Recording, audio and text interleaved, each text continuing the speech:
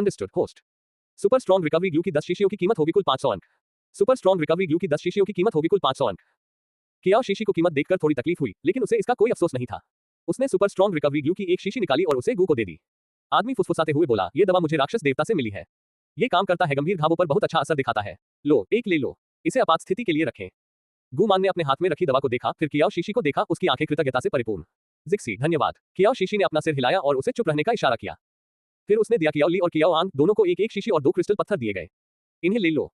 अगर कोई खतरनाक घटना घटित होती है और तुम मुझसे अलग हो जाते हो तो इनका इस्तेमाल करना। बच्चों के छोटे छोटे चेहरे तनावग्रस्त थे। उन्होंने कुछ नहीं कहा, बस इतना ही कहा। उसने आज्ञाकारी होकर सामान दूर रख दिया। बजाय कियाओ शीशी ने उसे वह फीका तरल पदार्थ दे दिया। जब आप खतरे में हो तो इसका इस्तेमाल करें। बजाय कियाओ शीशी ने उसे वह फीका तरल पदार्थ दे दिया। जब आप खतरे में हो तो इसका इस्तेमाल करें।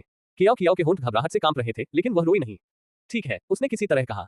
अपनी बात कहने के बाद कियाओ शीशी उठी और गुफा के प्रवेश द्वार की ओर चली गई। सभी पुरुष योद्धा गुफा के प्रवेश द्वार पर पहरा दे रहे थे, तैयार खड़े थे। युद्ध। कियाओ शीशी ने जिन लिंग को ढूंढ लिया और बचे हुए रिकवरी ग्लू को दबा दिया उसके हाथ में। इन्हें ले लो। जिन लिंग ने कुछ नहीं कहा। वह कियाओ शीशी की नीली आंखों में गहराई से देखता रहा, जैसे अगर उस एक पल में वह उसकी छवि को अपने पशुवत शरीर पर उकेरना चाहता हो। आत्मा। ठीक है। कियाओ शीशी ने बेचैनी से उसका हाथ पकड़ा और उसके होठों पर एक जोरदार चुंबन दिया। आपको अपनी रक्षा करनी होगी। हम टकरा जाना। उस भीषण ध्वनि ने आश्रय गुफा के ऊपर छाई तनावपूर्ण शांति को भंग कर दिया। जिन लिंग ने तुरंत कियाओ शीशी को वापस गुफा में धकेल दिया। पुरुष योद्धा तनावग्रस्त हो गए, उनके शरीर युद्ध के लिए तैयार होकर कुंडलित हो गए। जो योद्धा वापस लौट आए थे वे कबीले के मुख्य द्वार की रक्षा कर रहे थे, लेकिन उत्परिवर्तित हाथी जैसा राक्षस बहुत शक्तिशाली था। एक ही हिंस हमले के दौरान उसने आधे गेट को तोड़कर टुकड़े टुकड़े कर दिया। इसके पीछे मौजूद उत्परिवर्तित जीव उन्माद में आकर जनजाति पर टूट पड़े। बीस्टमैन द्वार के भीतर पहरा दे रहे सैनिक लड़ने के लिए आगे बढ़े, लेकिन फिर भी वे सफल नहीं हो सके। उन्हें पूरी तरह से रोक दो। सेनेक्सियो, जाना। आश्रय गुफा तक पहुंचे। कियाओ शीशी और बच्चों की रक्षा करो। फेयान खून से लथपथ था, चाहे वह उसका अपना खून हो या किसी उत्परिवर्ती का। यह बताना असंभव था कि वे जानवर थे या नहीं। अपनी लंबी पूंछ को कुशलता से झटकते हुए सेनेक्सियो ने एक हमलावर उत्परिवर्ती जानवर को भेज दिया। उड़ना। उसने अपना सिर भी नहीं घुमाया। तुम जाओ, मैं यही डटा रहूंगा। सिल्वर ट्राइब में ऐसे बहुत कम ही जानवर हैं जो उत्परिवर्तित प्राणियों को रोक सकते हैं। हाथी जैसा राक्षस, उसने सोचा। मुझे यहाँ रुकना होगा। यदि ये स्टार रैंक वाले म्यूटेंट ट्रिगर जानवर कबीले में घुस गए तो कियाओ शीशी और बाकी लोगों की मुसीबत और भी बढ़ जाएगी। खतरा। फेयान ने फेई की ओर देखा। पिता। फेली दहाड़ते हुए बोला, जाओ, बच्चों की रक्षा करो। फेयान ने दांत पीसते हुए मुड़कर कबीले की ओर वापस दौड़ लगाई। इसी बीच बाई लेई और उसके आदमी पहले ही आश्रय गुफा तक पहुंच चुके थे। वे जानते थे कि सिल्वर ट्राइब में बचे एकमात्र सक्षम योद्धा वही थे। गुफा के प्रवेश द्वार की रखवाली करते पुरुष। मार डालो। जिन लिंग अचानक अंधेरे से बाहर निकल आई। अंधेरे में छिपा हुआ बाई लेई के चेहरे पर भावहीनता छा गई। वह तुरंत अपने पशु रूप में परिवर्तित हो गया और जिन लिंग से लड़ना शुरू कर दिया। शोर सुनकर अन्य पुरुष योद्धा मदद के लिए आगे दौड़े। थरी स्टोन ट्राइब के जानवरों के साथ भयंकर युद्ध में शामिल होना। गुफा के अंदर मादाओं और छोटे शावकों ने लड़ाई की आवाजें सुनी और वह भय से कांपने लगी। कियाओ शीशी ने अपने बच्चों को कसकर गले लगाया। अगर वो खूंखार जानवर अंदर घुस आए तो हम सब कुछ मिटा दिया जाएगा। गुमान, क्या इस गुफा के पीछे कोई निकास द्वार है? हाँ, मैंने फेयान को ये कहते सुना कि सभी गुफाएं आपस में जुड़ी हुई हैं। वे डरते थे हमले की स्थिति में मुख्य प्रवेश द्वार अवरुद्ध हो सकता था, इसलिए उन्होंने एक निकास मार्ग बनाया। वह रास्ता जो जनजाति से बाहर ले जाता है। मैं जाकर देख लेता हूँ। कियाओ शीशी उठ खड़ी हुई और उसके तीनों बच्चे तुरंत उसके पीछे पीछे चले गए। टाटा का हाथ पकड़े हुए गुमान भी उठ खड़ी हुई। मैं तुम्हारे साथ चलूंगा। ठीक है। कियाओ शीशी उन्हें गुफा के भीतर और गहराई में ले जाते हुए उनकी बेचैनी को महसूस कर सकती थी। प्रणाली। सुरंगें लंबी, अंधेरी और नम थीं। कुछ देर चलने के बाद आखिरकार उन्हें हल्की सी रोशनी दिखाई दी। कियाओ शीशी आगे बढ़ी और पत्थर की दीवार को धक्का दिया। चट्टान अवरोध प्रवेश द्वार थोड़ा सा खिसक गया। ये बात है। कियाओ शीशी, गुमान और बच्चों ने मिलकर उस विशाल वस्तु को धकेलने में कामयाबी हासिल की। एक चट्टान को हटाकर बाहर के पहाड़ी जंगल को देखा जा सकता है। सभी उत्परिवर्तित जीव कबीले के सबसे आगे हैं। इसकी संभावना बहुत कम है। यहाँ पहुंचने के लिए पहाड़ के चारों ओर चक्कर लगाना पड़ता है। कियाओ शीशी ने प्रवेश द्वार को ढकने के लिए कुछ शाखाएं इकट्ठा की ताकि कोई उसे देख न सके। आविष्कारिक बने। अगर कुछ हो जाता है तो हम इस रास्ते से जल्दी से भाग सकते हैं। सही। अपना भागने का रास्ता सुरक्षित कर लेने के बाद कियाओ शीशी और अन्य लोग वापस लौट गए। जैसे ही वे वापस उसी स्थान पर लौटे उन्हें भयानक चीखों की एक श्रृंखला सुनाई दी। हवा को चीरते हुए। उत्परिवर्तित जीव आ गए हैं। उत्परिवर्तित जीव आ गए हैं। किसी तरह उत्परिवर्तित जीव आश्रय गुफा में घुस आए और हमलावरों पर टूट पड़े। अंदर महिलाएं और बच्चे मौजूद हैं। कियाओ शीशी का चेहरा पीला पड़ गया। पीछे की तरफ एक निकास द्वार है। सब लोग भागो। उसके मुंह से ये शब्द अभी निकले ही थे कि एक विकृत राक्षस उस पर झपटा। वाह। कियाओ आंग तुरंत अपने पशु रूप में परिवर्तित हो गया और उत्परिवर्ती पर कूद पड़ा। वह जानवर की पीठ पर चढ़कर अपने दांतों से उसकी गर्दन को नोच रहा था। कियाओ ली ने भी अपनी स्थिति बदली और अपने पशु रूप को उसकी गर्दन के चारों ओर लपेट लिया। कुछ ही क्षणों में उत्परिवर्ती दानव स्थिर हो गया। कियाओ झूठ। कियाओ आंग। दौड़ना। कियाओ शीशी ने दल लिक्विड को बाहर निकाला। जैसे ही एक और उत्परिवर्ती जानवर ने हमला किया वह मैंने इसे जल्दी से स्प्रे कर दिया। कियाओ ली और कियाओ आंग ने कियाओ शीशी के पीछे पीछे दौड़ लगाई। गुफा के बाहर जिन लिंग पहले से ही घायल थी। बाई लेई के पास 8 थे। स्टार बीस्ट सोल, जो उसे कहीं अधिक शक्तिशाली बनाता है। जिन लिंग उसका मुकाबला नहीं कर सकती थी उससे आमने सामने की लड़ाई में। जैसे ही बाई लेई वार करने ही वाला था तभी एक बर्फ जैसी सफेद आकृति तेजी से बाहर निकली और उसने उसे हवा में उछाल दिया। जिन लिंग, कियाओ शीशी और बच्चे कहाँ हैं? वे गुफा में हैं, लेकिन कुछ उत्परिवर्ती जीव पहले ही अंदर घुस चुके हैं। आप यहाँ के इलाके को मुझसे बेहतर कोई नहीं जानता। जाओ और उनकी रक्षा करो। हम इसे आयोजित करेंगे, यहाँ लाइन लगाओ। सही। फेयान मुड़ी और गुफा में दौड़ पड़ी। बाय लेई ने उसे रोकने की कोशिश की, लेकिन जिन लिंग आगे की ओर कूद पड़ा। सुनहरे रंग की एक झलक उसके हाथ से बिजली निकली, जिससे बाय लेई का पूरा शरीर हिल गया और वह गिर पड़ा। पीछे की ओर लड़खड़ा जाना। बाय लेई ने उसे घृणा भरी निगाहों से देखा। तुम लोगों ने ही मेरी सारी योजनाएं बर्बाद कर दी। तुम सब मर जाओगे। कियाओ शीशी अपने बच्चों के साथ गुफा के निकास द्वार से बाहर निकल आई। उसने पीछे मुड़कर देखा और ठीक उसी समय एक उत्परिवर्ती जानवर को गूमान पर झपट्टा मारते हुए देखा। गूमैन, सावधान रहो। कियाओ शीशी ने डल लिक्विड निकाला और उसे स्प्रे कर दिया।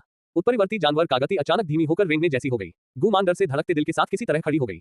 हमें किस रास्ते जाना चाहिए? क्या आपको पता है कि पानी कहाँ मिलेगा? हमें जलस्रोत का अनुसरण करना चाहिए। वह इस तरह, अगर हम अलग भी हो जाते हैं तो भी हमारे बचने की संभावना रहेगी। मुझे एक जगह पता है। यह इस तरह है।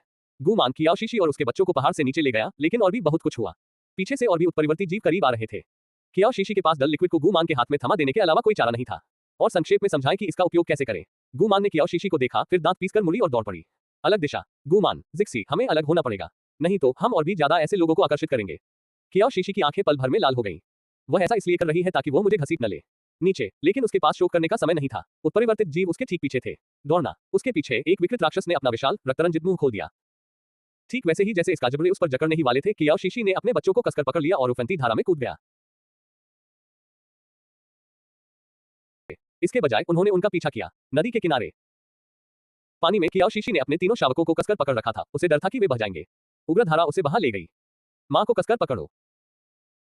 पानी में उन्हें पकड़ न पाने पर दोनों ओर के उत्परिवर्ती जानवरों ने बैंक हड़बड़ी में आगे बढ़ने लगे और अपने रास्ते में रुकावट डालने के लिए पेड़ काटने लगे।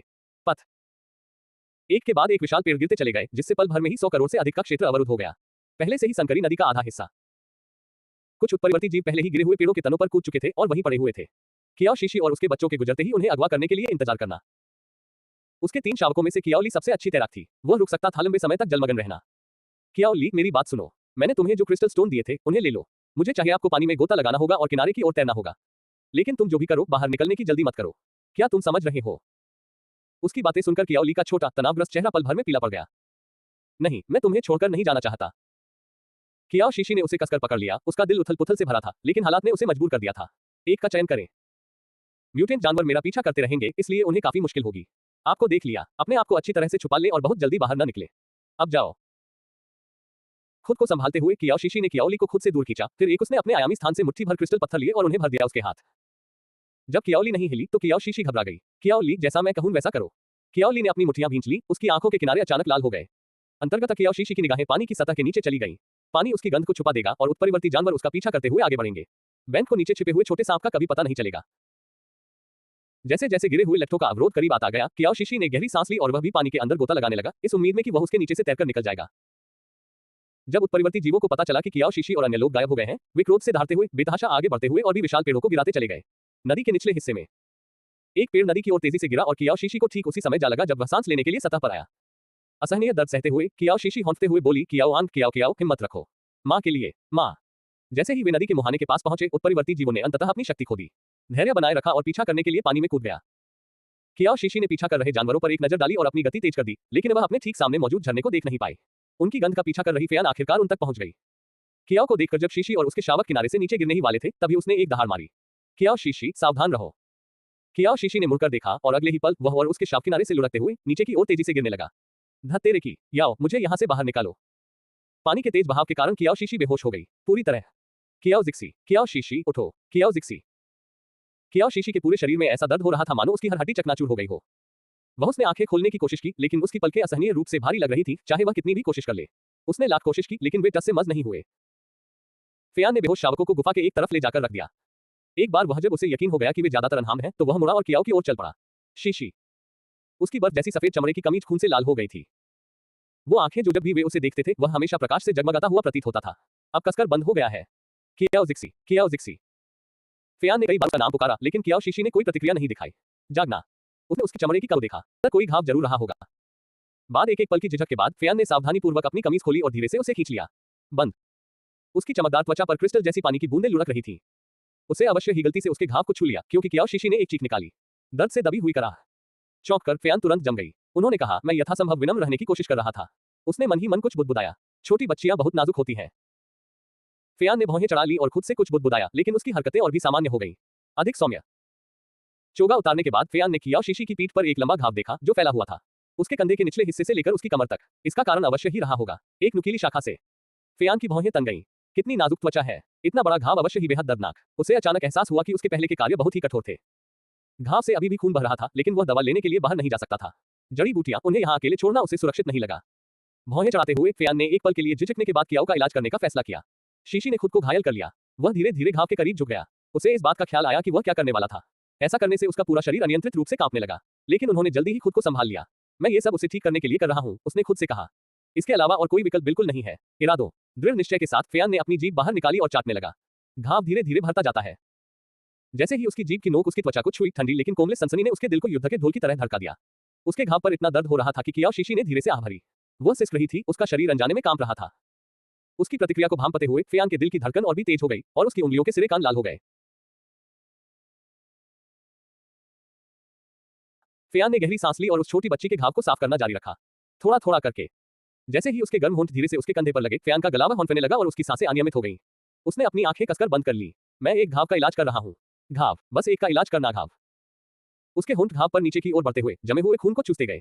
Blood and spitting it aside. बस एक आखिरी टुकड़ा। फेयान को अचानक अनिच्छा की लहर महसूस हुई। क्या घाव वाकई साफ है? पहले से, शायद। मुझे इसे एक बार और देख लेना चाहिए। क्या हमें यहाँ खाने को कुछ नहीं मिलेगा? मुझे भी ऐसा ही लगता है। तो चलो जल्दी करो और पिताजी को रोको, वरना वो माँ को खा जाएंगे। फेयान की भौहें फड़क उठी। उसने ऊपर देखा तो पाया कि दोनों शावक उसे घूर रहे थे, बड़ी बड़ी विनती भरी आंखों से। नहीं, मैं विनती नहीं कर रहा हूँ। वे उसे संदेह भरी निगाहों से घूर रहे थे। कियाओ कियाओ ने नाखुशी से अपने गाल फुला लिए। पिताजी, आप कैसे खा सकते हैं? माँ, तुम तो दरिंदे से भी बदतर हो। तुम बहुत बुरे हो। फेयान जम गया। कियाओ आंख झट से खड़ा हुआ और अपने हाथों को अपनी कमर पर टिका लिया। अगर सच में इतनी भूख लगी है तो मुझे खा लो। तुम माँ को नहीं खा सकते। फेयान को समझ नहीं आ रहा था कि वह हंसे या रोए। मैं खाने की कोशिश नहीं कर रहा था, तुम हम बच्चों से झूठ बोल रहे हो। हमने अभी अभी तुम्हें माँ को पूरी तरह से चाटते हुए देखा, बिल्कुल वैसे ही जैसे बड़ा भाई भुने हुए जानवर की टांग को कैसे चाटता है। हाँ, आप स्वादिष्ट हिस्सों को चाटते रहते हैं और फिर उसे खा लेते हैं। फेयान अवाक रह गई। तुम्हारी माँ घायल हो गई है। मैं बस उसके घाव का इलाज कर रहा था। अगर आपको विश्वास नहीं है मुझे देखने दो। दोनों शावक कियाओ शीशी के पास चले गए। जब उन्होंने उसके शरीर पर घाव देखा, वापस लौटने पर उनका दिल टूट गया था। वह भयानक है। तुमने माँ का सारा खून चूस लिया। वाह, फेयान, मेरा बेटा उतना होशियार नहीं है ना? उसने सोचा, मैं माँ को ठीक कर दूंगा। कियाओ कियाओ ने घबराहट में कियाओ शीशी का हाथ पकड़ लिया। प्रकाश का एक घेरा धीरे धीरे कियाओ शीशी के शरीर को घेर लिया और जैसे ही यह गायब हुआ, कियाओ शीशी को अचानक अपनी अनुभूति हुई। पलकें काफी हल्की हो जाती हैं। उसकी लंबी कोमल पलकें फड़फड़ाईं और उसने धीरे धीरे अपनी आंखें खोली। कियाओ कियाओ, माँ, क्या आप ठीक हैं? माँ ठीक है। कियाओ शीशी को एहसास हुआ कि वह औंधे मुंह लेटी हुई है। जैसे ही उसने उठकर बैठने की कोशिश की, वह कियाओ आंख को आक्रोश से कहते हुए सुना, माँ, पिताजी अभी तुम्हें चाट रहे थे। मुझे लगा कि वह तुम्हें खा जाएगा। इससे मुझे बहुत डर लग गया। अध्याय 122। आपको उसका टाइप पसंद नहीं है ना? शावकों ने कियाओ शीशी की आभा में आए बदलाव को स्पष्ट रूप से महसूस किया। बड़ा सौम्य कुछ क्षण पहले जो आंखें थीं, अब वे गुस्से से भरी हुई लग रही थी। उन्हें माँ के गुस्से से डर लगता था। उनकी माँ बहुत डरावनी थी जब वह गुस्से में थी। शावकों ने रणनीतिक रूप से पीछे हटते हुए अंततः सबसे अधिक सुरक्षित स्थान की ओर रुख किया। गुफा का एक छोटा सा एकांत सा कोना। शावकों के जाते ही कियाओ शीशी गुस्से में उठ खड़ी हुई और उसने फेयान के चेहरे पर थप्पड़ मारा। तुम नीच विकृत मानसिकता वाले व्यक्ति हो। थप्पड़ खाने के बाद फेयान ने न केवल बचने की कोशिश नहीं की, बल्कि वह प्रतिक्रिया देना भी भूल गया। उसकी लोमड़ी जैसी आंखें कियाओ शीशी को टकटकी लगाए देख रही थी। कियाओ शीशी एकदम जम गई। उसे अचानक अपनी छाती पर ठंडक महसूस हुई। उसने नीचे देखा और हे भगवान, उसके कपड़े गायब थे। क्रोधित होकर उसने उसे फिर से थप्पड़ मारा। मुड़ो। उसने घबराकर उसे पकड़ लिया। जमीन से जानवरों की खाल से बने कपड़े उठाओ और उन्हें पहन लो। फेयान अभी मुड़ा ही था कि उसे कुछ सूझा और अचानक पीछे मुड़ते ही उसकी निगाह तुरंत उस चिकने हल्के रंग के हिस्से पर पड़ी। त्वचा उसकी शर्म से उपजी हल्की गुलाबी रंगत से रंगी हुई। उसने बड़ी मुश्किल से अपनी बात कही। मैं ये कहने की कोशिश कर रहा था कि आपके कपड़े गीले हैं। आपको उनके सूखने तक इंतजार करना चाहिए। उन्हें चालू कर दो। कियाओ शीशी नहीं चाहती थी कि फेयान को उसकी स्थानिक भंडारण क्षमता के बारे में पता चले, इसलिए उसने वह केवल अपने बाहरी पशु फर के ट्यूनिक से पानी निचोड़ सकती थी और उसे सुखाने की योजना बना सकती थी। बाद में आग के पास, मैं आपके कपड़े सुखाने में आपकी मदद कर सकती हूँ, फेयान ने फिर से कहा। कियाओ शीशी अभी भी गुस्से और शर्मिंदगी से लाल थी, लेकिन फिर उसने मुझे उसकी अग्नि क्षमता याद थी। इसका इस्तेमाल क्यों न कर लें, उसने सोचा। वह चली गई। उसने अपनी बाहरी पशु फर की कमीज वापस ली और उसे सौंप दी। कियाओ आंग, कियाओ कियाओ, यहाँ आओ। कपड़े पहनने से पहले उन्हें सुखा लें। उन्हें वापस लगा दो। कियाओ शीशी की आवाज में अब गुस्सा न सुनकर दोनों शावकों ने वे अपने छोटे छोटे पैरों पर सर पर दौड़ पड़े। कियाओ शीशी ने उनके सारे कपड़े उतारने में उनकी मदद की और उन्हें फेयान को दे दिया। एक पल के लिए गुफा में सन्नाटा छा गया। केवल फेयान के सुखाने की आवाज सुनाई दे रही थी। पशुओं की खाल से बने कपड़े। दोनों शावकों ने कियाओ शीशी की ओर देखा, फिर फेयान की ओर, लेकिन कुछ नहीं कहा। दोनों में से एक। कियाओ शीशी ने खुद को संभाला और अस्थायी रूप से अप्रियता को दूर धकेल दिया, इससे पहले कि वह इसे अपने दिमाग के पिछले हिस्से में रख दे। युवा कबीले के नेता, आपने हमें कहां पाया? उसे सिर्फ इतना याद था कि वह झरने से नीचे गिर गई थी। मैं नदी के बहाव के साथ साथ नीचे की ओर गया और तुम्हें पाया। यह अजीब था। तार्किक रूप से इतने ऊंचे झरने से गिरने के बाद कियाओ शीशी और बाकी लोगों को बेहोश हो जाना चाहिए था। उसे इसमें समय लगा था। उन्हें ढूंढने में बहुत लंबा समय लगा। उस समय तक वह सबसे बुरे हालात के लिए पहले ही तैयार हो चुका था। उसके दिल को ऐसा महसूस हो रहा था, बुरी तरह कुचल गया था। दर्द के कारण सांस लेना मुश्किल हो रहा था। मैंने दिन रात खोज की और आखिरकार तुम्हें लकड़ी के एक टुकड़े पर पाया। कियाओ शीशी को ऐसा लग रहा था जैसे उसे स्मृतिभ्रंश हो गया हो, क्योंकि उसे कुछ भी याद नहीं था। किसी भी बहकर आई लकड़ी पर चढ़ना। मेजबान, आपको आश्चर्य करने की जरूरत नहीं है। मैंने ही तुम्हें बचाया था। कियाओ शीशी आश्चर्यचकित रह गई। उसे उम्मीद नहीं थी कि नन्हा शैतान सचमुच कदम रखेगा। एक नाजुक क्षण में, छोटे शैतान, मुझे लगता है कि मैंने पहले तुम्हें गलत समझा था। भले ही तुम सिर्फ एक धागा हो, कोड के मामले में ऐसा लगता है कि आपने थोड़ी सी मानवता विकसित कर ली है। वैसे मैंने आपके लिए 3000 अंक पहले ही दे दिए हैं। मेजबान पर अब 2700 का बकाया है, इसलिए इसे वापस चुकाना याद रखें। कियाओ जिक्सी, ऐसा दिखावा करो कि मैंने कुछ कहा ही नहीं। मानो वह उसके विचारों को सुन सकता हो, नन्हे शैतान ने आगे कहा, मेजबान 3 जीवन आपका और शावकों का केवल 3000 अंकों में। ये तो बहुत ही सस्ता सौदा है। हाँ, अपग्रेड से पहले मेरे लिए एक पैसा कमाना भी बेहद मुश्किल था। 100 अंक, अब आप मुझसे सैकड़ों या हजारों रुपए काट रहे हैं प्लग झपकते ही।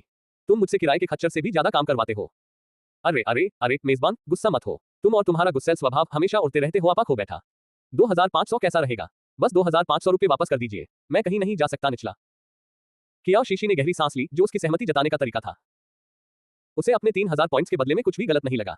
और शावकों की जान भी दांव पर थी, लेकिन मोलभाव करना जरूरी था। और देखा, इसने उसकी जान बचाई थी 200 अंक। लेकिन होस्ट, ये सिर्फ एक बार की बात है। मैं तुम्हें दोबारा टैब चलाने नहीं दे सकता। अगर कोई है अगली बार तो मुझे शीतनिद्रा में जाने के लिए मजबूर होना पड़ेगा। उस समय नन्हा शैतान घबराया हुआ था, उसे डर था कि कियाओ शीशी उसे मार डालेगी। डूबने से बचने के लिए इसने अपने विशेष सिस्टम विशेषाधिकार का उपयोग किया था। मुझे पता है। अब जल्दी करो और कियाओली, जिनलिंग, सुनशियाओ और बाकी लोगों का हालचाल पता करो। मेरे लिए सिल्वर ट्राइब की स्थिति यही है। चिंता मत करो होस्ट, मैं अभी देख रहा हूं। कियाओ शीशी बेसब्री से इंतजार कर रही थी।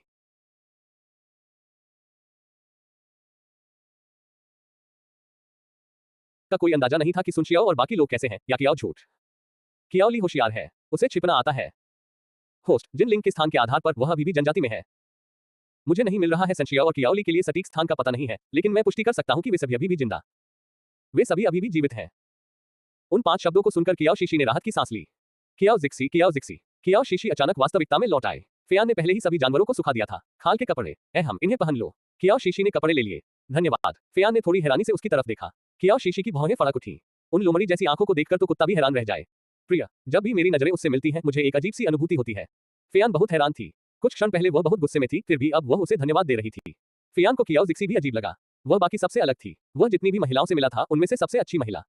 वह गुस्सैल स्वभाव की लग रही थी, लेकिन उसे वास्तव में यह बात नापसंद नहीं थी। कियाओ शीशी को कैसे पता चल सकता था कि वह क्या सोच रहा है? कपड़े पहनने के बाद वह सोचने लगी कि वह अपने स्थानिक दायरे से भोजन कैसे निकाल सकती है। फेयान के सामने का गोदाम। वह भूखी थी और शावकों को तो निश्चित रूप से भूख नहीं लगी थी। बहुत समय से कुछ खाया भी नहीं है। कियाओ शीशी ने बगल में देखा और उसकी नजर फेयान की तीव्र, लोमड़ी जैसी निगाहों से मिली। उसका दिल एक पल के लिए धड़कना भूल गया और उसने गुस्से भरी निगाहों से उसे एक बार फिर देखा। अपने पिता के स्तब्ध चेहरे को देखकर कियाओ आंग और कियाओ कियाओ उन्होंने मुंह बनाकर अपना चेहरा सिकोड़ लिया। पिताजी, क्या हमारे पास खाने के लिए कुछ है? कियाओ कियाओ के शब्दों ने फेयान को होश में ला दिया। वहां एक नदी है आगे, मैं कुछ मछली जैसी प्रजातियों को पकड़ने जाऊंगा। कियाओ कियाओ की बड़ी बड़ी खूबसूरत आंखें इधर उधर दौड़ती रहीं, फिर वह दौड़कर फेयान के पास चली गई। मैं पिताजी के साथ आना चाहता हूँ। कियाओ शीशी ने असहमति जताई। बाहर कियाओ कियाओ, तुम्हें माँ के साथ गुफा में इंतजार करना चाहिए। लेकिन माँ, कियाओ कियाओ पिताजी की मदद करना चाहती है। कियाओ कियाओ ने धीरे से फेयान की उंगली खींची, उसे पीछे हटने का इशारा किया। ऊपर, लेकिन फेयान ने बस उसका छोटा सा हाथ पकड़ा और उसे कियाओ शीशी के पास ले गई। होना अच्छा, पिताजी के वापस आने का इंतजार करो। कियाओ कियाओ ने झट से कियाओ आंग को आंख मारी। कियाओ आंग एक पल के लिए स्तब्ध रह गई, फिर तुरंत समझ गई। मैं साथ जाना चाहता हूँ पिता। मुझे पिताजी से यह सीखना होगा कि माँ और मेरे बच्चे की रक्षा कैसे करनी है। बहन, ये सुनकर फेयान ने अपने मुंह में ही शब्द निगल लिए। ठीक है फिर। कियाओ शीशी अभी भी थोड़ी चिंतित थी, लेकिन कियाओ आंग पहले ही खुशी खुशी आगे बढ़ रही थी। फेयान के साथ गुफा से बाहर। गुफा के बाहर पिता और पुत्र की आकृतियां जैसे ही ओझल हुई, कियाओ कियाओ का छोटा सा चेहरा उतर गया। शावक के बदलते मिजाज को भांपते हुए कियाओ शीशी ने सोचा कि वह अभी भी डरी हुई है, और उसने झट से उसे गले लगाकर दिलासा दिया। क्या गलत? क्या तुम्हें अभी डर लग रहा है? डरो मत, माँ यही है। सांस। शावक ने आह भरी। माँ, मुझे लगता है कि पिताजी बिल्कुल निकम्मे हैं। कियाओ जिक्सी, माँ, आपको पिताजी जैसे पुरुष बिल्कुल पसंद नहीं है ना? कियाओ शीशी ने नीचे देखा और शावक की विनती भरी चौड़ी आंखों से उसकी नजरें मिली। मैं उस सवाल का जवाब कैसे दूं? गुफा की ओर लौट रहे फेयान ने कियाओ कियाओ की बातें सुन ली। कुछ शब्द कहते कहते वह अचानक रुक गया। अध्याय 123, हड्डी से भी सख्त मुंह। क्या कियाओ शीशी उसे पसंद करेगी? फेयान को अचानक उसके जवाब को लेकर बहुत उत्सुकता हुई। अगर उसका बच्चा उसे इतनी उत्सुकता से न देख रहा होता, तो कियाओ शीशी कभी भी ऐसा नहीं करती। उन्होंने इस प्रश्न पर विचार भी किया। अब जब मैं इस बारे में सोचती हूँ, तो जवाब है नहीं।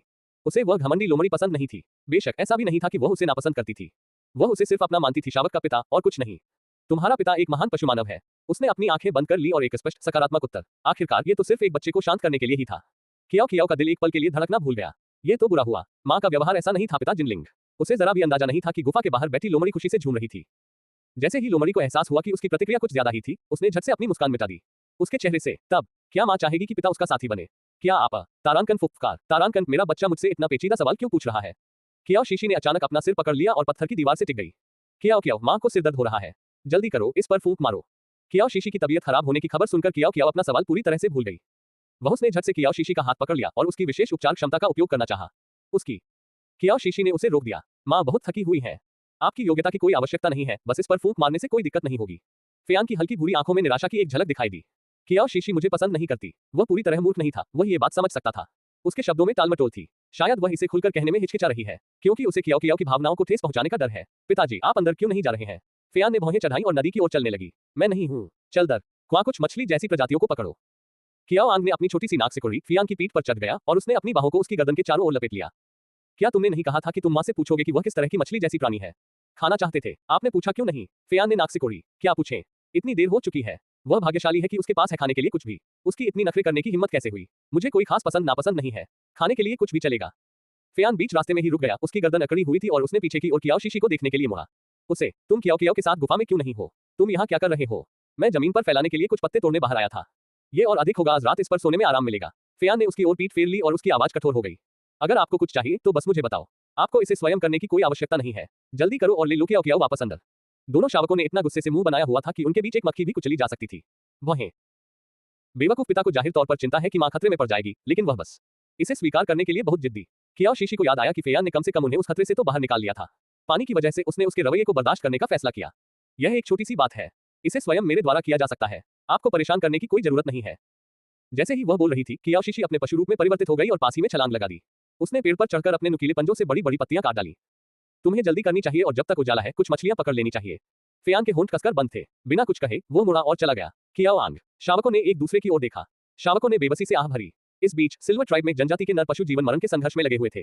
उत्परिवर्ती राक्षसों के विरुद्ध। जल्दी सभी बड़े पत्थरों को लाकर गेट को अवरुद्ध कर दो। हम और अधिक बर्दाश्त नहीं कर सकते। म्यूटेंट बीस्ट अंदर आ रहे हैं। फेली के शरीर पर लगा खून सूख गया था, फिर गीला हो गया और फिर से सूख गया, जिससे एक उसके ऊपर कठोर कवच था। लगभग पूरे दिन और रात तक चले युद्ध ने उन्हें थका दिया था। सौभाग्यवश उत्परिवर्ती जीव भी थकान के लक्षण दिखा रहे थे। जब तक चूंकि कोई नए लोग नहीं आए, इसलिए वे इस लहर को रोकने में सक्षम होंगे। पत्थरों को हिलाते रहो, ऊपर आग तेज करो ताकि वे भाग जाएं। उत्परिवर्ती जीवों की संख्या इतनी अधिक थी कि उन सभी को मारना संभव नहीं था, वे केवल उन्हें रोक सकते थे और उन्हें खदेड़ दें।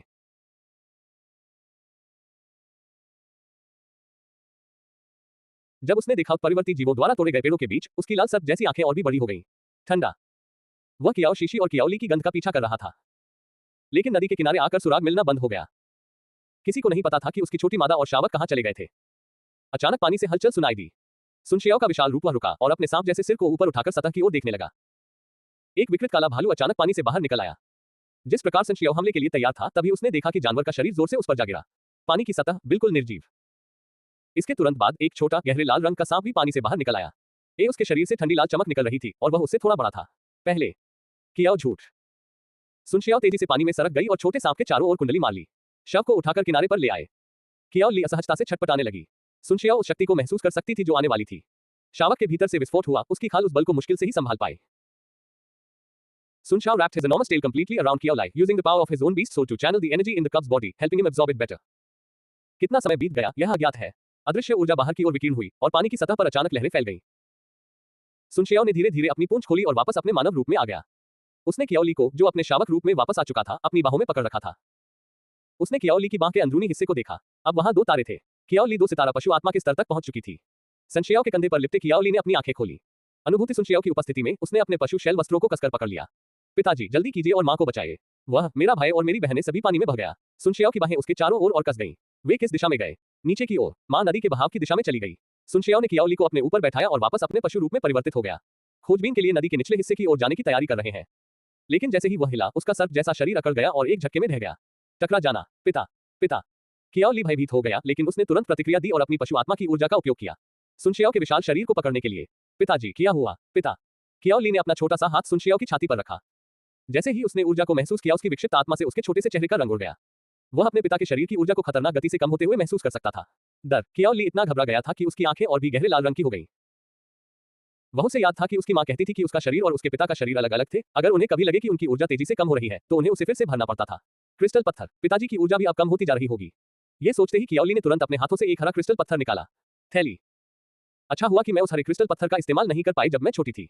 इससे पहले पानी में ऊर्जा अवशोषित करना, अब ये काम आएगा। कियाओ ली ने हरे क्रिस्टल पत्थर को सुनशियाओ की छाती पर रखा और धीरे धीरे उसने अपनी ऊर्जा उसके शरीर में समाहित कर दी।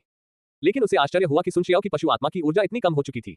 इतना ही नहीं, एक अकेला हरा क्रिस्टल पत्थर बिल्कुल भी पर्याप्त नहीं था। कियाओ ली के पास अपने सभी क्रिस्टल स्टोन निकालकर उनमें डालने के अलावा कोई विकल्प नहीं था। उनकी ऊर्जा सुनशियाओ के शरीर में स्थानांतरित हो गई। गुफा में वापस आकर कियाओ शीशी को इस बात की कोई जानकारी नहीं थी। वह उस नन्ही अप्सरा से सिल्वर ट्राइब वापस जाने का रास्ता पूछ रही थी।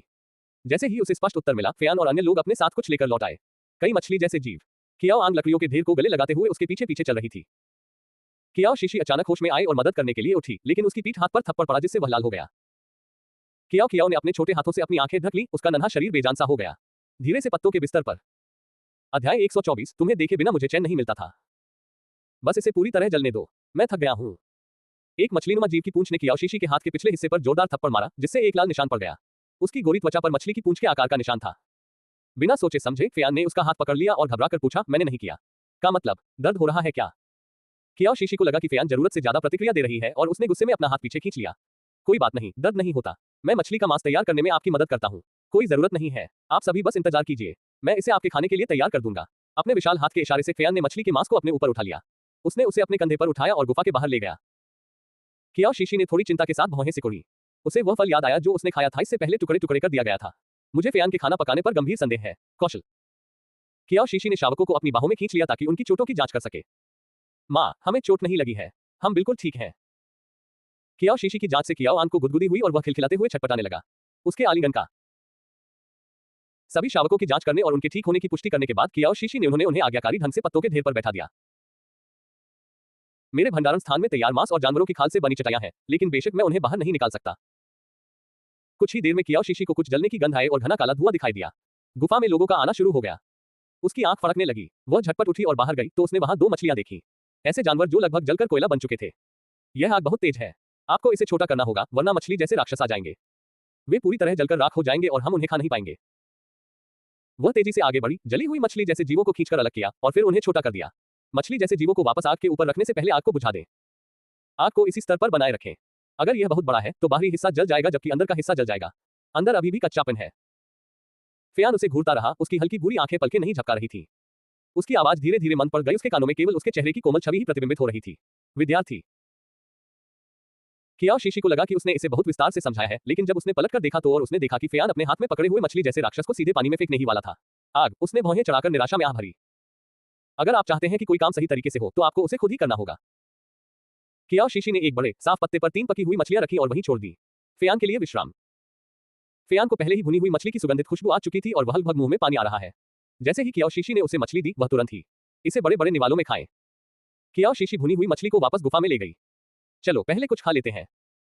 दोनों शावक पत्तों से उठे और गुफा के बाहर झांका। उनका पिताजी आग के पास बैठे बड़े चाव से खाना खा रहे थे। कियाओ ने कियाओ के लिए मछली का एक टुकड़ा उठाने के लिए टहनी की बनी चॉपस्टिक का इस्तेमाल किया। शीशी, आप खाना खाए, माँ। कियाओ, तुम बहुत प्यारी हो। माँ अपना खुद का ले सकती है। आप और आपका भाई आज रात जल्दी खाना खाकर सो जाना चाहिए। We'll head back to the tribe first thing tomorrow morning. क्या आपको कबीले में वापस जाने का रास्ता पता है? फेयान ने अंदर आते हुए पूछा, अपना भोजन समाप्त करने के बाद। उसे रास्ता पता था, लेकिन वह सीधे तौर पर नहीं कह सकती थी। हम बह गए थे हिंदी की चपेट में आना। यदि हम धारा के विपरीत दिशा में इसका अनुसरण करें तो हमें वह मिल जाना चाहिए। वापसी का रास्ता। फेयान ने भी यही सोचा। उस रात कियाओ शीशी पत्तों पर लेटी हुई थी और सोते हुए शावकों को पकड़े हुए थी, जबकि फेयान गुफा के प्रवेश द्वार पर पहरा दे रही थी। मुझे भी जल्द से जल्द अपने कबीले में वापस जाना होगा।